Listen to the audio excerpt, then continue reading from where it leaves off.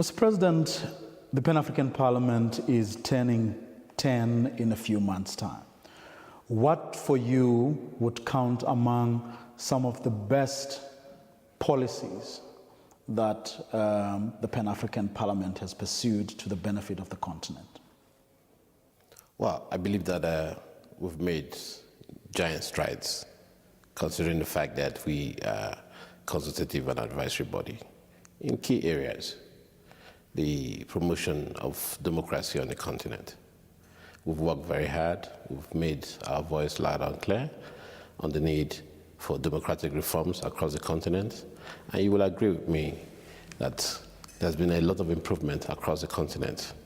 Well, the skepticism, of course, remains. Lots of people saying you remain a toothless bulldog because you don't have legislative powers. So all you can do here is talk, talk, talk.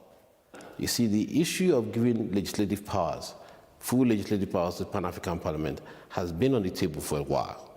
But a lot of member states are worried about the sovereignty of their member states and how a fully legislative Pan-African Parliament would affect the sovereignty and the powers of their national parliaments. Now, by your own admission, I mean, you've said this before, that even though you are a consultative forum, nobody consults you. Even though you are an advisory forum, nobody comes to you for advice. So what hope is there that you will, in fact, eventually be given the powers that you need?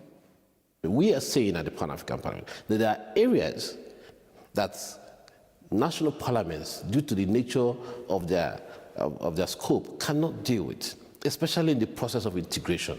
And it is in those key areas that we're saying that the Pan-African Parliament can be given legislative powers to enhance the integration process. Well, let's talk about the ICC, because when that decision was taken, you were obviously not part of that. But as the Pan-African Parliament, do you hold a view?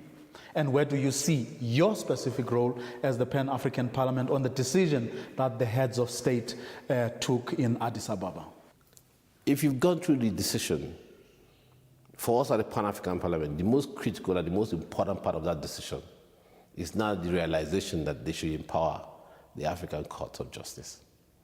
And I think that in line with that is how we should empower all other institutions within our continent to be able to carry out the role. We must begin to find homegrown solutions to Africa's problems.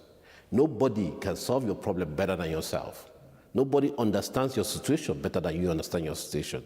And as such, we need to begin to see how do we build within our continent institutions that can help us deal with our issues and make sure that our people of Africa are protected from tyranny, from oppression, from war crimes, from genocide, and make sure that we provide for them a better environment in which they can pursue their life's ambitions. Let's begin to do the things we're supposed to do. There's nothing now that is rocket science. There's nothing that we can that's so advanced that Africans cannot do. We have Africans leading most of the top institutions in the world. So why can't we create our own institutions here and have Africans lead them? And there are no Africans on the ICC panel.